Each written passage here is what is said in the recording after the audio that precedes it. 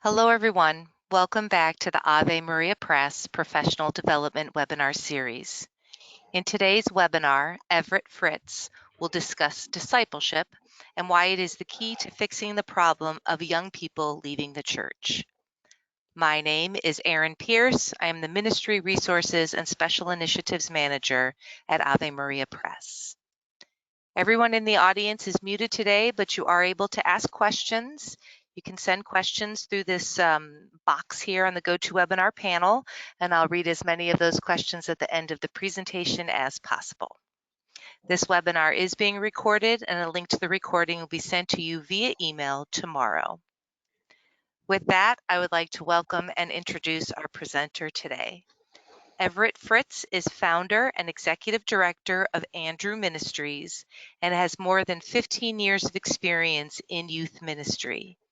He also is the author of One Disciple at a Time, Freedom, and the Art of Forming Young Disciples, and the co-author of Uncompromising Purity. Everett, thank you so much for being with us today. Thanks for having me, Erin. Absolutely. I'm going to go ahead and make you presenter here. Okay. Okay. And with that, I will let you take it from here. Great. Well, welcome everybody. As Erin mentioned, my passion is youth ministry. I've been working in the church in this area for the last 15, 16 years, and I am a big advocate that the way we are doing things in the church with young people is not working and needs to change. So that's primarily where we're going to go in this direction. I want to start with just an anecdote. So I grew up in Chicago, and I'm an enormous Cubs fan. And if you know anything about the Chicago Cubs, you know that in 2016 they broke the curse of the Billy Goat and won the World Series after having not won the World Series for 108 years, which was a real, for baseball fans, it was a really good sports story. For Cubs fans, it was like a vision. It was like a glimpse of the beatific vision. I cannot express the level of joy that went into that. But there is I love to tell the story of the curse of the Billy Goat and how this whole thing came about and the 108 years of a championship drought, but I only have 45 minutes. So I will say real quick that in about 2011, 2012, the Cubs brought in a new administration, they brought in new ownership, and they immediately started to change the entire subculture of the team. And one of the things that I really appreciate about the way they built it is I think it's a good example of where ministry needs to go. Theo Epstein and Tom Ricketts, who's the owner, they decided that one of the things they were going to do is rebuild the locker room. Because Wrigley Field, which is one of the oldest baseball stadiums in the country, their facilities for their players, they likened it to a high school locker room, which is not what you would expect for a Major League Baseball team. And so they had also brought in a new manager who had the reputation of being a phenomenal motivator. He was a great baseball mind, knew stats and knew baseball inside and out, but he had this little edge to him that I think really contributed to the change and the final changes in culture. And so Theo and Tom had asked the manager, Joe Madden, hey, if you could have anything you want in the locker room, what would it be? And they showed him the designs. They said, look, we're going to have state-of-the-art equipment, sports equipment, batting cages, video technology. We're going to have, a lounge and a place for everybody to hang out, and it's one of the best sports locker rooms probably in the country today in terms of stadiums. And they asked Joe, they said, what are we missing? What haven't we thought of? What could you have if you could have anything? And Joe said, I need a victory room. And they said, well, what's a victory room? He said, well, when we win, you've seen the celebrations when you win a World Series. They spray each other down with champagne. Everybody's partying and going crazy. He says, look at all the nice stuff you're going to give us. We'll ruin everything. I said, I need a room that we can go into every time, or I need a room that we can go into when we win so that we celebrate. And they said, wait, you want us to build you a room that is only there for the day that you win the World Series? And he said, no, I want you to build me a room that we can celebrate in like we won the World Series every time we win a baseball game. And they said, wait, you're going to celebrate like you won the World Series every time you win a baseball game? And he said, yes, I want my players to look forward to winning. So much so that they look forward to that party at the end of the game. And I want them to look forward to it so that they work just a little bit harder to get to the victory at the end. I want them to enjoy winning. And so they did this. In Wrigley Field, they built a victory room that they go into every time they win a baseball game. And they've got disco balls in there and smoke machines and like a DJ booth. And they've got drains in the floor because they spray each other down with water and Gatorade. Like they've won the World Series every time they win a baseball game. And I just love that story because it shows the way we have to reimagine and think differently in order to get over the hurdle of impossible problems. And so I give you the anecdote to start because yeah, I don't know why that picture's not coming up. I'll try it from here. We have our own impossible problem in the Catholic Church right now, in that we are losing young people. In fact, we're hemorrhaging young people all over the place. The statistics, no matter how you look at them, are not good. Just from getting down to basics, 1 in 10 Americans is a former Catholic. The fastest growing religious denomination, the religious denomination that is now the majority religion among millennials and Gen Z, is not affiliated. Those who consider themselves spiritual, not religious, atheist, agnostic, whatever the case may be, they don't fall into a religious category. They are now the majority religion among young people. When someone leaves the Catholic Church and joins the ranks of the not affiliated, 79% of them did so by their 23rd birthday. And honestly, you could look at study after study after study in the church for the last 20 plus years, and it all shows the same thing. We are losing young people. And what really makes me sad about it is that there are 30 million former Catholics, and it's growing in the church. It means that, in particular for our young people, when they walk into the doors of a Catholic church, they experience our worship, they experience our liturgy, they experience our faith formation processes, they experience our community, and they experience an encounter with Jesus Christ in the Eucharist, and they say, you know what I'm looking for is not here, and they leave, which is an absolute tragedy. It means that we are doing something really at a fundamental level, we are doing something wrong. If we're losing young people like this. To put it another way too, and the reason why this is such a passion of mine, I believe this is the biggest problem in the church today. In the Synod on Synodality and every report that diocese put together and submitted to the Vatican, every single diocese in the country, every single bishop said that they lamented the fact that they are losing young people in their diocese. So it is a fundamental problem, and if we don't fix this problem, we are losing young people at a rate that, if we don't fix this problem, the next generation of Catholics, the problems that they're going to be facing are, what do we do with our empty church buildings? I mean, that's where we are at as a church right now. We cannot afford to continue on this path. And so I put it in that way just to give you a nice sense of like, okay, yeah, it's doom and gloom. Things seem dire. We are losing young people, but there are solutions. It's just a matter of saying, okay, we have got to let go of the way we have always been doing things. Pope Francis, and I kind of lament that we had a synod on young people, and there actually started to seem like there was momentum and conversations we were starting to have in the church around young people. After the synod on young people, there was this phenomenal document that Pope Francis put out. If you haven't read it, Christus Vivit, Christ is Alive. It is a great summary of where ministry to young people needs to go. And then we had a pandemic and young people got forgotten about. At least that's the way I would assess things in the United States. We've moved on to the Synod on Synodality and now Eucharistic Revival and so on and so forth. And it's like, hey, young people, can we come back to that problem?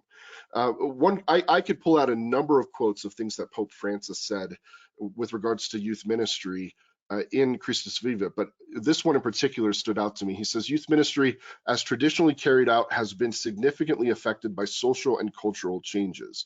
Young people frequently fail to find in our usual programs a response to their concerns, their needs, their problems, and issues. Essentially, what Pope Francis is saying is, young people have changed, and our church has not.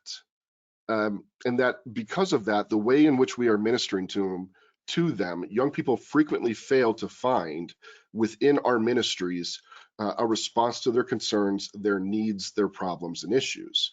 I would actually define ministry. We say, I use the term youth ministry. Ministry to me is just the definition of it is meeting the needs of a person. And so, what is youth ministry? It's about meeting the pastoral needs of young people. And what Pope Francis is saying in this quote is, "Hey, youth ministry is not doing that in the world today." Um, uh, I just to give you a brief background of my history. For the last, I've been doing youth ministry for about 16, going on 17 years now. And for the first 5 or 6 years, I built youth ministries the way I was taught how to do it. Meaning I built big, huge youth groups with a big staff, a big core team, etc. And then for the last 11 years, I would say I've been unlearning how to do that. Um, I started to recognize, hey, something is wrong, and the impetus of this, the moment when this started to happen for me is in about 2010. I was about 4 years into youth ministry. I just started at a new parish after I'd left a parish in Florida where I had built the largest youth ministry in the diocese from scratch. And I was at a large parish in Colorado, had a phenomenal core team that I built, had a staff, had a large budget, had everything I thought I needed in order to build successful youth ministry. And there was a moment where I was sitting at my desk preparing the next series of youth groups that my group was going to do together, and I was completely burnt out, um, and really actually frustrated with regards to what I was putting together. And then I looked at a picture of a group of 100 teenagers that I had taken to a Steubenville youth conference 3 years prior at my parish in Florida. And I had the picture on my desk um, because this particular conference, the young people had really profound encounters with Jesus Christ. And I noticed in the picture that 3 years later, when I actually started counting the people in the picture, only 10 out of 100 were still practicing their faith. Uh, and yet these were all participants in my youth program. The youth program was supposedly very successful, and yet 10% were still practicing their faith. Um, and I was deeply troubled by this. And that's the moment when things started to unravel in my head. And I realized, the way in which I've been doing things, I don't know that this is the right way to do it. I have a theory that I call the theory of one, which is actually the basis of the book that I wrote for Ave Maria. So here, plug. Aaron will love this. Merchandise plug. One disciple at a time by Ave Maria Press. But I believe that Jesus's entire purpose of his 3-year ministry was focused on one person. That the divine plan to conquer the world really was focused in on a very small number of people. Because at the risk of sounding like a heretic, I think Jesus's large group ministry was largely a failure. And I know that that's almost a provocative thing to say, but the crowds eventually turned on him. And very frequently, when it got down to teaching, he would lose the crowds. I mean, you can think of the bread of life discourse. You can think of the times when he would teach in the temple and the religious leaders would turn on him. And eventually, in Jerusalem on Palm Sunday, or a few days after Palm Sunday, the crowds turn on him to the point where he is crucified. His large group ministry was not a huge success. His greatest sermon, the Sermon on the Mount, nowhere in Matthew's gospel, where it's several chapters he covers Jesus's great Sermon on the Mount, nowhere in Matthew's gospel does it say that those who heard it became lifelong followers of his. In fact, if anything, they might have been really turned off by the message of love your enemies. That's not the message they were expecting from the Messiah. They expected the Messiah to lead them in rebellion against their enemies, not to tell them to love their enemies. The only reason we know what was written in the Sermon on the Mount is because Matthew wrote it down, and Matthew was one of the 12. See, if you look at the gospel message, Jesus throughout the gospels makes it very clear that the message of the gospel is going to go out, that it's not staying in Jerusalem, that he has the intention of welcoming back in the Gentiles, and he's preparing his apostles for that. And yet I find it curious that God went through the trouble to become a man, to come down to earth, and then he didn't travel anywhere. Like he stayed in a very small area of the world And yet, even though he intended for the message to go out to the entire world, the divine plan had him stay put in Israel. The plan was always focused on the 12, and even among 12 there was three, and even among three there was one. And here's where you get into the Joe Madden mindset of thinking differently around ministry, thinking differently around problems. How do you grow ministry that actually transforms lives and reaches the masses? It's counterintuitive, but I believe that we have to do things the way Jesus did, which is to focus on one, and then multiply from 1 to 3 and 3 to 12 and 12 to 72 and so on and so forth. That in order to grow big, we have to think small. It goes along with the sign of contradiction that is Christianity. You look at the cross. Like, how do you live forever? You must die first. Unless a grain of wheat falls to the ground and dies, it remains but a single grain. But if it falls and dies, it bears much fruit. How do you conquer your enemy? You love your enemy. Like Jesus loved his contradictions. And I think that he shows and gives the example that in order to build truly successful ministry, you have to think small. So I mentioned that because about 2 days after I had this experience of sitting at my desk and being deeply troubled by the fact that I had a 10% success rate in my big, huge youth group, I had lunch with a mentor who had been 25-year veteran in youth ministry and built massive youth ministry, really successful, etc. And we were having lunch, and he said to me, he's like, "So how's everything going at your parish?" And I'd been at this new parish now for 6 months, and things have really ramped up. And I said, "Oh, it's going so well. Like we now have about 50 kids coming to youth group, and when I started, we only had 15, and we're going to World Youth Day this summer, and we got mission trips planned, and I'm hiring a new person." And I talked about all the stuff we were doing. I kind of skipped over the fact that I was deeply troubled by something. And he asked me a really interesting question. He said, that all sounds really good. Tell me, like, how many of the young people in your program do you think will become lifelong followers of Jesus Christ?" And I said to him, I was like, "Well, there's no way I could know that. Like, I don't know the future." And he's like, "Okay, you're right. That's an unfair question. Like in your parish in Florida, you know where those kids ended up. How many of those kids became lifelong followers of Jesus Christ? The program you just started and you just came from." And I said to him, I was like, "Well, it's not about the numbers. And man, like, we were starting from scratch and nothing. And my pastor, oh, let me tell you about all the difficulties with my pastor. And if I just had a larger budget, and oh, let me rail on parents for a little while because it's all the parents' fault, and so on and so forth." Like, I named every excuse in the book. And perhaps you've heard these excuses. Perhaps you've even used some of these excuses. Uh, and and he called me out on my BS, and he said, "Just stop. Just make a guess. Give me a number. Out of 100, like, tell me, like, just make a guess. How many of them do you think became lifelong followers?" And I said, I don't need to guess. It's 10 out of 100. Please don't tell my pastor." and, um, and from that conversation, he was like, "Yeah, that." I told him about my experience looking at the picture, what I was troubled by, etc. And he says, "Yeah, I see about the same issue with the ministries that I see. I see big, huge youth groups and youth ministries and big conferences full of young people, etc. Where did they all go? Like, why aren't they lighting the world on fire?" And so when we actually talked about this, he said, "What did you do with the 10 that you didn't do with the other 90?" And I realized there was this smaller group that I met with, that I poured into their prayer lives. I mentored them really collectively, but mostly as individuals. I got to know their woundedness and ministered to their wounds. I got to know their parents and ministered to their families, etc. I spent a lot of time pouring into those 10. And then the other 90 went through my program, the youth groups on Sunday. The 10 I worked with on more privately. And he's like, yeah, what you're describing, he says, what you're describing is called discipleship. And I said, "Okay, so what?" He says, so you just identified, like, this is the difference between success and failure, is those who are discipled, like Jesus discipled 12. He says, those are the ones who become lifelong followers.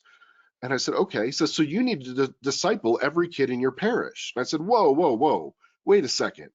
I couldn't possibly do that. Like the amount of time I spent on 10, I couldn't focus on hundreds, if not thousands of young people that way. There's no way. He says, yeah, but you just identified that's the difference between success and failure. So you got to figure out a way to do it. And I said, there's no way. He says, but that's the problem. And when we actually started digging into this, in 2010, this concept was a novel idea. But we said, well, instead of youth group on Sunday, what would it look like if we had 10 small groups that met all throughout the week with adult mentors who poured into their lives? Long story short, I experimented with this and it blew up, and I've been doing this for the last 11 years. And now I've become a big advocate that, hey, putting kids in classrooms with catechists is like past middle school. Let's say you're doing that. I would even say past fifth grade. It is completely and utterly obsolete. Please don't do that. It's not working. It's actually driving young people away from the faith because you cannot learn the faith. Uh, the faith is not something that is meant to be in a classroom. The Confraternity of Christian Doctrine, CCD, most people think that it was started. If I ask people, I'm like, how long ago do you think that was started? Most people will tell me maybe like 1950s, maybe even like 1940s. I said, no, if you look it up, the CCD, Confraternity of Christian Doctrine, the idea of having a catechist go through the catechism with young people, that it dates all the way back to 1562. It is nearly 500 years old. I think young people have changed considerably since then. I have not seen a high school program that does CCD with young people that has borne any, and I mean any, fruit. It does not work. The other thing that I would say does not work today is honestly, I think youth groups are dying. And the pandemic sped it along, but we were already headed in that direction. The felt need of young people changed in the year 2012 when smartphones were now owned by the majority of people in America. Once that became a reality, the felt need of being with a large number of people was no longer a felt need of young people. They are constantly connected to a large number of people. What they don't get from that is intimate relationships. And that's what discipleship provides. I want to have the question on your screen. What is discipleship? And I think I should define it. Discipleship was a very particular form and method of formation. Like it's not a catch-all word for all things regarding formation. It refers to a very particular kind of formation where a rabbi would go and evaluate a class and extend a personalized invitation to a handful of people where he would say, come and follow me. And if they received that invitation, they would get the opportunity of a lifetime where they could basically live with the rabbi and learn from his very way of life. And that's the idea behind discipleship, is its imitation. And so what we started doing in youth ministry for the last 10, 11 years is I started to identify in the parish people who are living their faith in a dynamic way, in a way that is attractive, in a way that is understood, in a way that is communal. And I started putting young people in relationship with them. Uh, and and it's not rocket science. It's like, let's cut out all that other youth group stuff, all that crazy things that we've been doing, and let's focus in on the part that really matters, which is let's show people what the faith looks like, how it's lived. I actually was at a middle school conference this past weekend. So I work as, in addition to working as executive director of Andrew Ministries and doing a lot of coaching and consulting around the country, I also have a parish team that I run. Where we are working on parish renewal at a parish in Parker. I've been there since June, and things are really looking interesting. But I was with my pastor and my middle school youth minister, and I was accompanying them along with my son to this middle school conference in Denver, where for the weekend, 1,000 middle schoolers at the conference, et cetera. It's a well-run conference. They do a good job of lighting a spark in the middle schoolers. But there was this curious moment that happened during the conference that I thought was I actually leaned into my pastor and said, this is a perfect example of discipleship. It was purely accidental, but they have a high school team. So they have a team of high schoolers that get worked with. And a lot of the conference, they will give testimonies. They will do things to ramp up the crowd. They do a lot of like side work, and they even MC it. And then there's some professional presenters that do the content. But there was a moment where they were playing just some Christian rap music in between sessions in the main hall, and so everybody was starting to gather, and some two or three of the high school leaders got up on the stage and they started dancing to this rap song. And they started to actually put together a dance. I don't know if it was on the spot or if they knew it or what it was, but it was synchronized. And so they started doing it within, I would say, whoever was playing the music, whoever was in charge of audio, kept doing it. They were like, oh, that was kind of cool to watch the high schoolers get up on stage and just kind of get up there and dance around. So in between sessions, they kept playing the rap song. And next thing you know, the entire high school team of like 20 some people is up on stage doing it. But by the end of the conference, they played it at the very end of the conference. And again, this was just accidental, just being goofy and having fun. It wasn't just the high schoolers who were doing it. There was this huge crowd of middle schoolers that had become attracted to what the high schoolers were doing, and they started mimicking what the high schoolers were doing. So up on the stage were the high schoolers, and down beneath the stage was this huge crowd of middle schoolers who were just imitating the rabbi in this case. In this case, they were inspired by the witness of the high schoolers, and they started doing what they were doing. I was like, that's discipleship in a nutshell. How do you learn to pray? You imitate the rabbi. How do you learn to live the faith? You imitate the example of the rabbi. You become inspired by them and you start to copy them. That's the idea behind discipleship. I don't know why I'm flipping slides and it keeps coming up blank. Here we go. There is a story of a man named Jan Taranowski. A lot of Catholics don't know the story. His story is starting to get out there, but his cause is being studied and open for canonization right now. So he's a servant of God. He died in 1947 in Krakow, Poland. He was just a Polish tailor. He was just a normal, run-of-the-mill, everyday Catholic, but was known for being one of those pious men in the pews. And in particular, for him, his spiritual life was formed by reading the classics like, in particular, St. John the Cross, and he had a huge devotion to the Rosary. When the Nazis invaded Poland in the late 1930s, one of the things that they did is they removed Catholic priests from the parishes, or in particular, they shut down all youth programs. And Catholic priests were the ones who ran youth programs. And so if a Catholic priest was caught running a youth program, they could be thrown into a concentration camp. So youth programs at parishes shut down. And in Taranowski's case, in his local parish in Wadowice, Poland, he wasn't sad. He was like, somebody needs to work with these young people. So he, on his own, went up to 5 young adult men in their late teens or early 20s and said, meet with me. And they met on their own, just kind of underground, informally, not at the parish. And he mentored them, and they learned to love him. Like they broke bread together, they shared life together, they talked about, the horrible things that were going on around them, and he ministered to those young men. And eventually, he taught them how to pray and how to love the spiritual classics like John the Cross and Mary and the Rosary, etc. And then eventually he said, somebody needs to be doing this for the younger high school boys. Jesus had 12, you need to have 12 as well. And so they would meet in secret with these 5 groups of 12 young men of high school age boys, each of the 5 young adults that he mentored ministering to the 12 younger high school boys. So there were 60 boys altogether in this group that became known as the Living Rosary. Eventually, of those 60 young men, 10 of them became Catholic priests, which is really remarkable. But I really believe Taranowski had one of the greatest impacts in the 21st century, because not only did 10 become Catholic priests, but one of them, one of the original 5 that he mentored, was a young man by the name of Karol Wojtyla, who otherwise is known as Pope St. John Paul II. Pope St. John Paul II was one of the original 5 young men.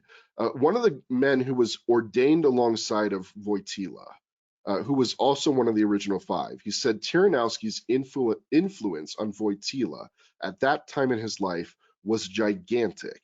I can safely say that if it were not for Taranowski, neither myself nor Karol Wojtyla would have become Catholic priests. It was because of Taranowski simply saying, I'll take on a handful of young men and teach them what I know and minister to them, that he formed and developed a saint who changed the world. If you look at Pope St. John Paul II, he earned 2 doctorates because he was a genius. Uh, he earned a doctorate in philosophy and he earned a doctorate in theology. And his doctoral dissertation in theology was actually on the spiritual works of St. John the Cross. In particular, if you know St. John the Cross, you know that one of his great works is The Dark Night of the Soul, where you learn to find Jesus within suffering. And if you look at the life of Karol Wojtyla and his papacy as Pope, you see a Pope who gives witness to finding Jesus within suffering. Um, John Paul II's papal mantra was Totus Tuus Maria, Mary, I'm thine and all I have is thine. He learned to love the rosary and had a devotion to Mary because of Jan Tyranowski. Like he developed the spiritual life of his mentor. And because of that, he eventually became a phenomenal Pope who changed the world and a great saint. It's not complicated. Like we like to think that, oh my gosh, like we've got to overhaul the whole ministry, the whole program. At the heart of it, I have now built really successful youth ministries all over the country, working with parish entities to do coaching and consulting, and basically to start a single small group of a couple of adult mentors who live their faith in a way that is attractive and putting them in a relationship with young people. And you know, you could get down to the curriculum, the content, what they do, etc. There's no exact formula because there is no silver bullet to discipleship. If you're running a program, you're not doing discipleship. Discipleship is about imitation, and so at the heart of it, it's like this is not complicated. The church is supposed to be a communion. What is communion? Communion is Christ living his very life with us, or sharing his very life with us. That's what happens in Holy Communion. And so the church is a response to that. We share our life with him and with one another. Now, sadly, in most parishes, why do people walk into the doors of our church and walk out saying my needs aren't being met? It's because we're not living that communion that we're called to. But what do we do to try to change that culture? We start putting people in relationship with those who understand what communion looks like. Put them in life with in league with one another so that they share their life and grow. The way I build my youth ministries is we do one small group and then we multiply to 2 and then 3 and 4 and so on and so forth. And it works. I've got a high school, just to give a brief witness. There's a testimony on my website at andrew-ministries.com written by Addie Krogert, who built the Ut Fidem ministry at Dowling Catholic High School. They were one of the first high schools that piloted with Andrew Ministries in terms of the coaching and consulting that we provide. And so they've been doing this now for 6 years. They started with just one group, getting it up off the ground. And I worked with Addie to recruit mentors that came into the Catholic high school and would work with a small number of teenagers. At the end of last school year, they had 62 discipleship groups going, over 100 mentors working with young people, 333 students voluntarily participating in small group ministry, and being worked with on a weekly basis. They grew and blew up during the pandemic, where most other ministries fell apart. Uh, they are, but what's really interesting is they did a 4-year study following these students who they mentored in small groups through college to see did they actually keep their faith when they hit college. And what they found is after year 1, 95% of those who were discipled in small groups were still active Catholics. By the end of 4 years, it was still 79%. 59% were weekly mass goers. They were, in terms of um, statistics, everything was off the charts higher. At least 50% more likely to pray regularly, to be involved in their parish ministries, to be involved in their local Catholic community, to be going to Mass regularly. It worked. When most college campuses see a 90% of students leaving their faith within their first year of college, Ut Fidem at Dowling Catholic High School flipped it.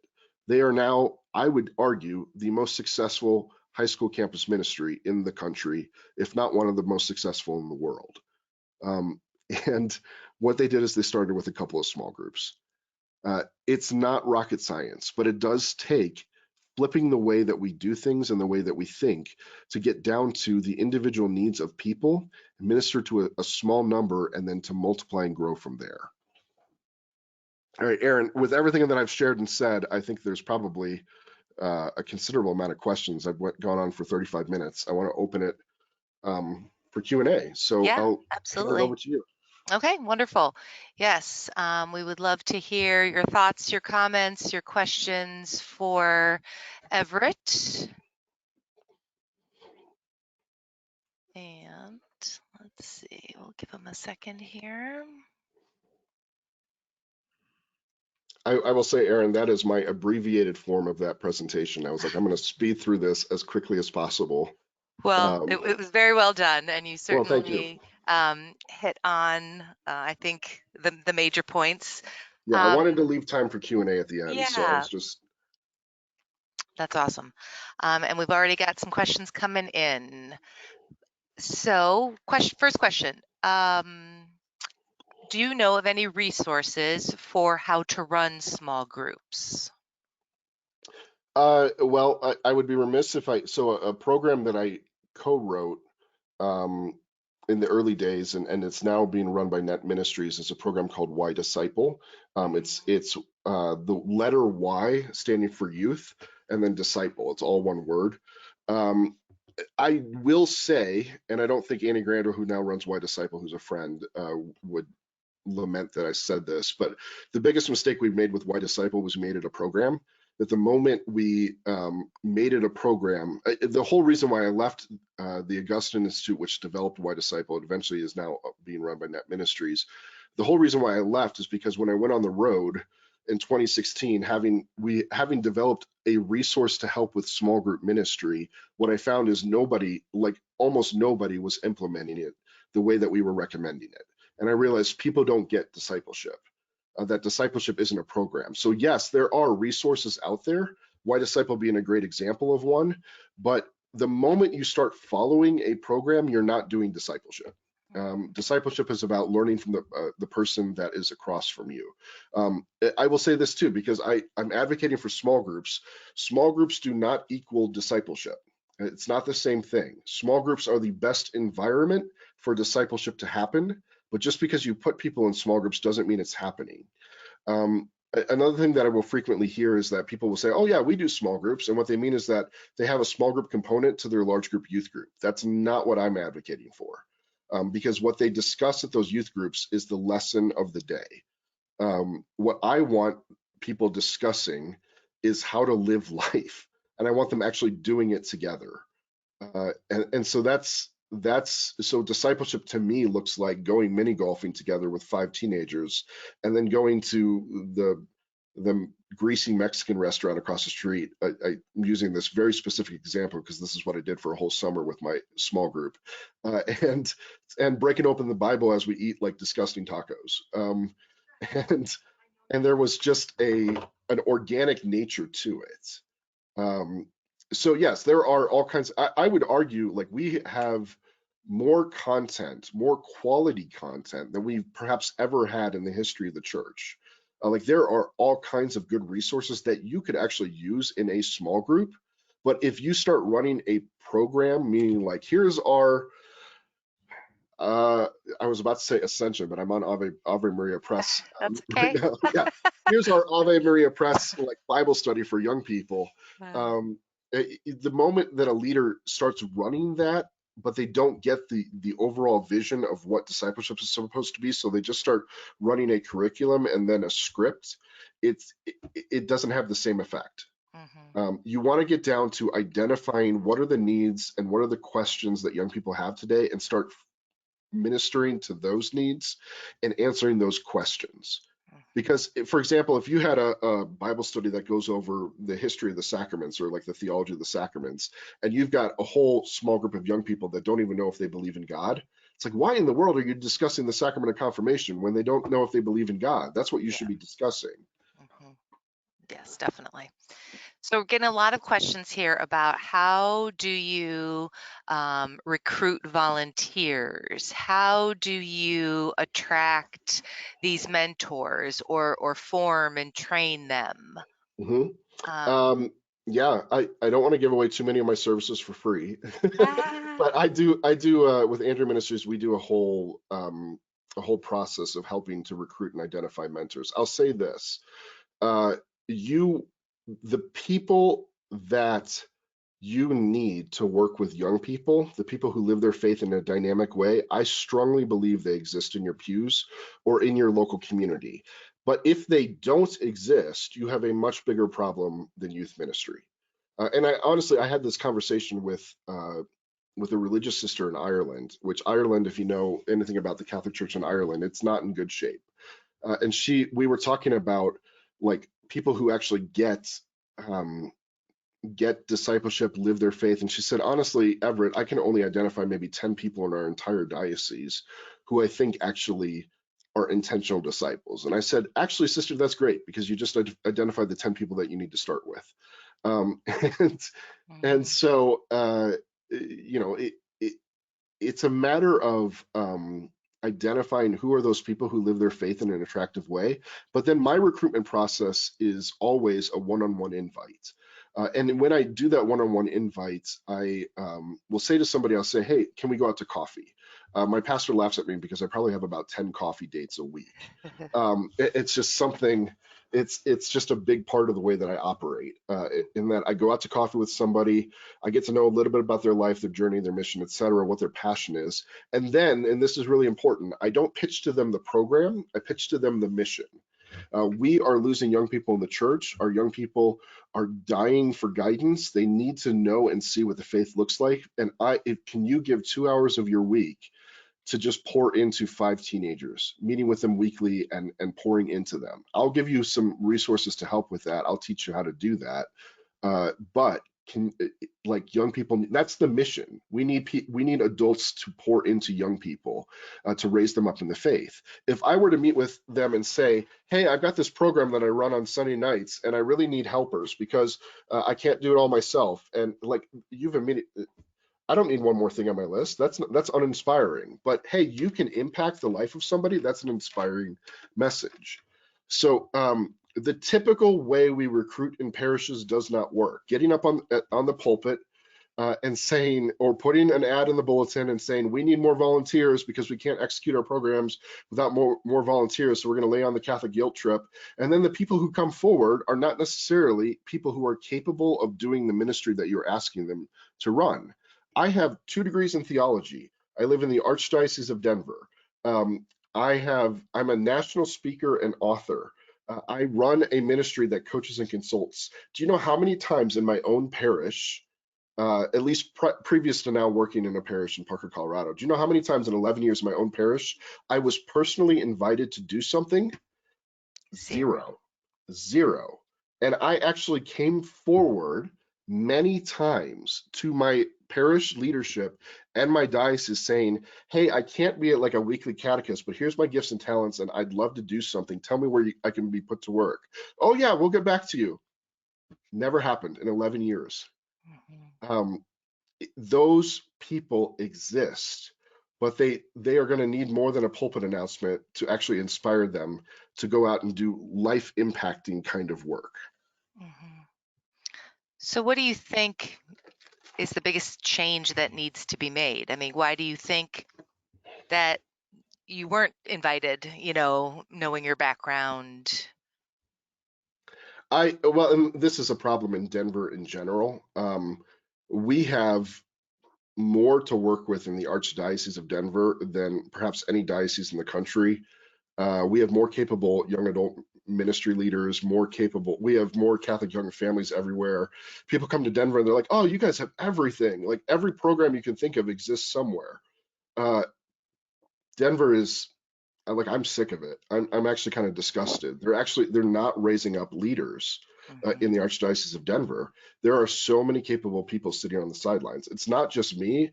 I actually know Catholic speakers I could name drop, but I won't, who lived in Denver and left because they couldn't get support with the ministries that are doing like amazing things. Mhm. And so they moved to Phoenix or to St. Louis or to wherever else.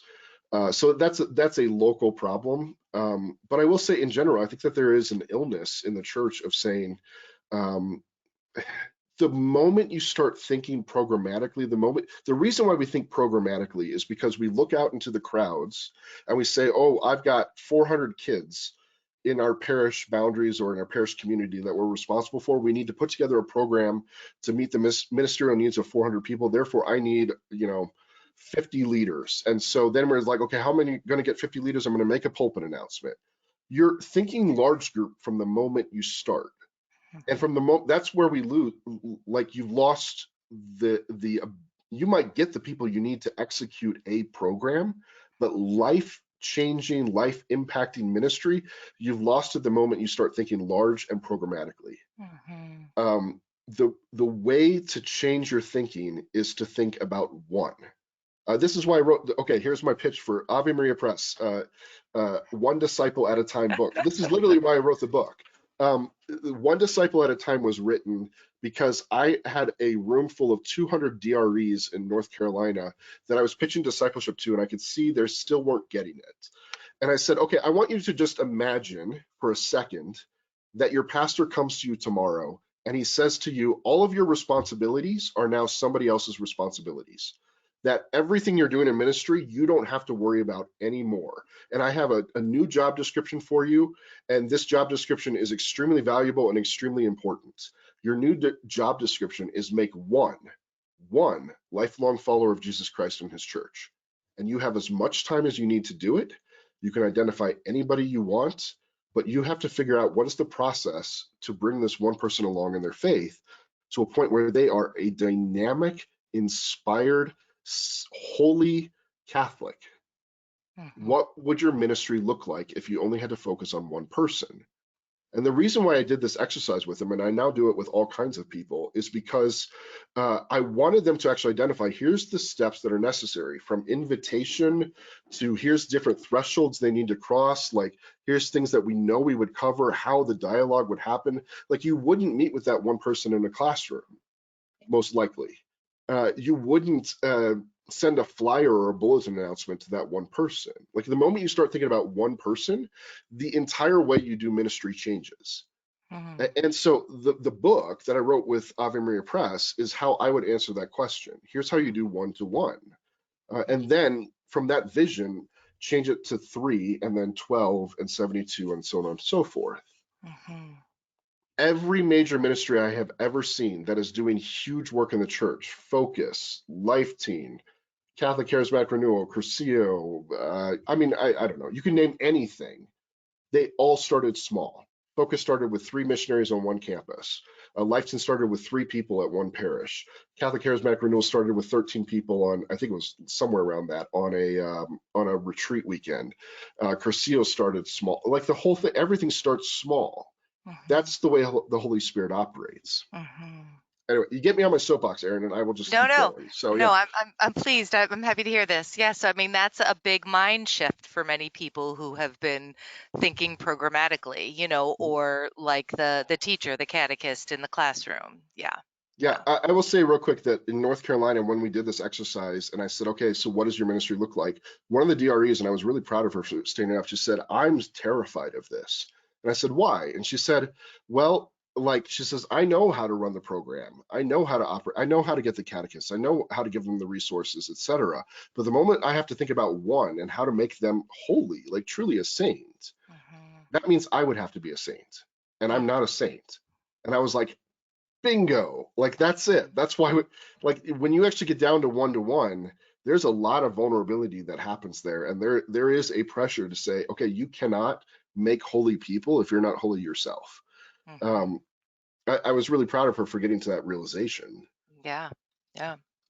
So I have a lot of questions here, some dealing with the details, things like, safety training for adults working with young people. How many is too big for a middle school group? Those kinds of things. Where do you want me to start? I know. Safety, look, safe environment is a real thing. We need to create safe environments. Every diocese has different policies. I would refer you to your diocese. But there is something to be said for, there are some diocesan policies that actually hinder this kind of ministry, but seldom do I not find a way to actually do it. Meaning that if I'm actually going to meet one-on-one with somebody, it's always in a public place. Even if it's an adult, like this is why I go to coffee shops so often. The other thing is I want to meet in a comfortable environment. Like my ideal place for this kind of youth ministry is in a home, because we talk about building up the domestic church. So shouldn't the parish actually be in the home if we have the opportunity? Now, many dioceses will not allow that. I get it. I understand it. But you got to, even if you have to meet in the parish in a programmatic way, which I will say that the two places that are least inviting for young people are the classroom, because that's where they're taught to sit and listen to the instructor. That's what they spend all day in. They don't particularly like that environment either, but that's not their turf. The other place that's not their turf is the church. The all-purpose parish hall that is super ugly is not the most welcoming environment. This is why I prefer to go to a coffee shop. But even if you had to meet in those spaces, there are ways to make it more inviting. Circling up chairs, putting food in the middle, things of that nature. You can work with it. So I would say talk to your diocesan director and brainstorm how you can work around the policies that are necessary to keep our young people safe. Middle schoolers, look, I will say I've done these groups a lot with middle schoolers. Girls, if you can separate boys and girls, I think it's actually necessary at that age, because girls mature faster than boys. Developmentally, where they're at is they're actually 2 years ahead at that point. In high school, that's not that big a deal. In middle school, it is. Boys in middle school, you have to play with them a lot to win the relationship. Like, don't be afraid to have a leader who throws the frisbee and football around for 45 minutes and then spends 5 to 10 minutes on faith stuff. That's actually a good ratio for middle school boys to win the relationship, to get them to a point where they can talk and go deeper. Girls will go deep quickly. Like, Yep. they love, middle school girls love to talk. Yep. So, and I will say that I'm a believer co-ed groups can work really well, but I would do it in high school with a married couple.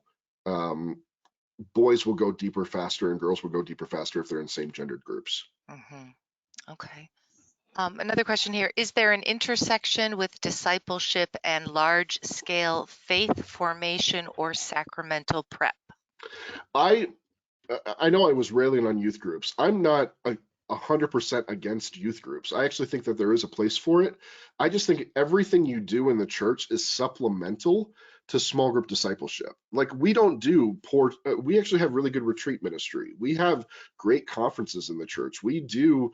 I've seen some really good youth groups. I'm not advocating for those things to go away. I think that the way I've seen things operate in the last 10, 15 years in parishes is that very frequently we've approached ministry as, hey, our large faith formation program, whatever that looks like, that's our primary method of ministry, and then we'll have some breakouts for those who want to go deeper. Flip that. Make the small group the primary thing that you do, and then supplement it with large group things. When I flipped to small group youth ministry, we pulled back on the number. We didn't stop doing youth group, we pulled back on it, and we eventually went down to once a month. But it became a place for our small groups to come back together for larger church. And then we changed what we did. Rather than doing catechesis, which we could easily do better in small groups, instead we focused on worshiping together, praying as a large community, having fun together, doing service together, things that are really fun to do and amazing to do in a large group. So I'm not advocating that the larger sense of church community goes away. I just think it's supplemental. Like, if you don't have the discipleship piece, the everything that we're doing falls apart.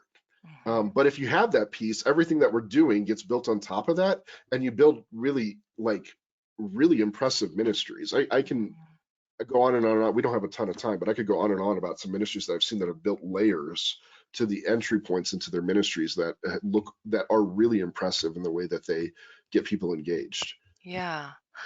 From my experience, kids will go on these great weekend retreats or a week-long something, and they're really excited. And then they come home and then they're back to their family with their, dysfunction and so Right. forth. And There's then so nothing then they there. lose it, but to have somebody to continue to walk with them. Yeah. Yeah, I will seldom do a large group ministry where I am not already taking that opportunity to bring people together to then tell them about their next thing. I'm actually pushing for pioneering an entirely new approach to confirmation prep, where we would do, we complain that people treat confirmation like this, like graduation. Graduation. Mm-hmm. Well, graduation's at the end of formation. What would happen if, so why do people treat it like graduation? Because confirmation's at the end of formation. We don't tell them what's next. I want confirmation prep done in one weekend with the sacrament of confirmation done at the end of the retreat. And that's something that we're going to actually potentially be pioneering next year in our parish. Confirmation at the beginning of the process rather than the end. We're going to pitch it as confirmation in one weekend, but really our 2-year program doesn't go away. It just becomes a 5-year program with confirmation at the beginning of it. So, it's like, when are they most receptive to grace? When that encounter has happened. When does that encounter frequently happen? On a retreat weekend. When are the sponsors and parents in town for the sacrament of confirmation? Hey, let's get them all involved in the retreat weekend. Let's light them all on fire at the same time. And then immediately, once the oil is on their foreheads, we say, now welcome to discipleship. And we introduce them into discipleship ministry for both parents and young people. That's where I'm hoping to head. And that would be my next book with Ave Maria Press if it I was works. just going to say that, yes. Yeah. I'll tell you how it goes. In 2 years, you'll see Confirmation in One Weekend by Everett Fritz, Ave Maria Press. Well, I can't tell you the number of times I am at conferences and people ask about, confirmation prep. Do you have anything, so that Nothing is sounds working. wonderful. I will say nationally, like I've seen individual parishes that have done things really, really well, but on a diocesan level, nothing is working. So I think I'm a big fan of, hey, if it's not working, burn it to the ground and do something different. Right, right. So you all know that attend these webinars with us regularly, that we want to offer you a code for One Disciple at a Time. Using the code webinar0221, 25% off. I actually had somebody who sent in with a question saying that they are going to see you at LA and they're looking forward to that. So you are speaking this Friday at the LA Religious Education Congress. If any of you are attending, please come see us. You're going to speak from 2:45 to 4, and then afterwards a book signing at 4 p.m. Yeah, it's my first time speaking at Congress too, so I'm That's excited wonderful. to be there. And yeah, if you are there, come introduce yourself afterwards. Yeah.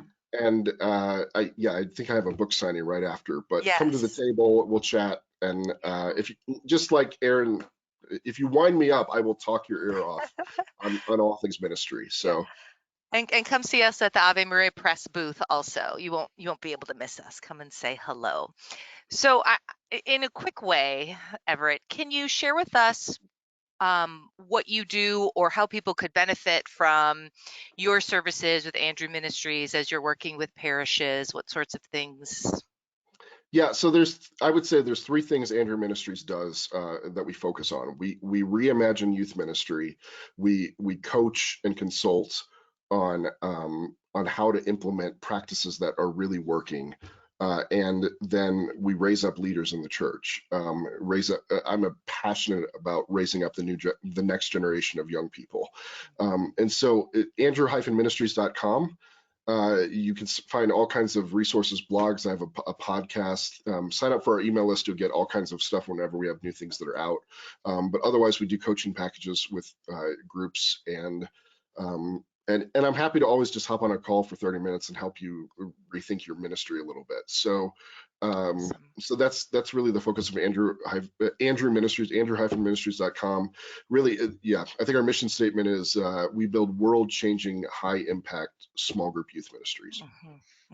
Wonderful. And I'll include that link in the follow-up email that I send to you also. Thank you so much, Everett. You have a standing invitation to join us anytime. It's really helpful, so appreciated. And you've given us a lot to think about and pray about also. So thank you so much. Thanks, Aaron. Yes, and not next week, but March 14th, join us. Charlene Catra, she is the Executive Director of the National Catholic Partnership on Disability, and she's going to share some best practices to help us transform our parishes into places of belonging for all. That's physically, liturgically, catechetically, etc. So I hope you join us for that. All right, with that, we're going to sign off. Thanks so much. See you soon, Everett. Everybody have a great day and a fruitful Lent. Bye-bye.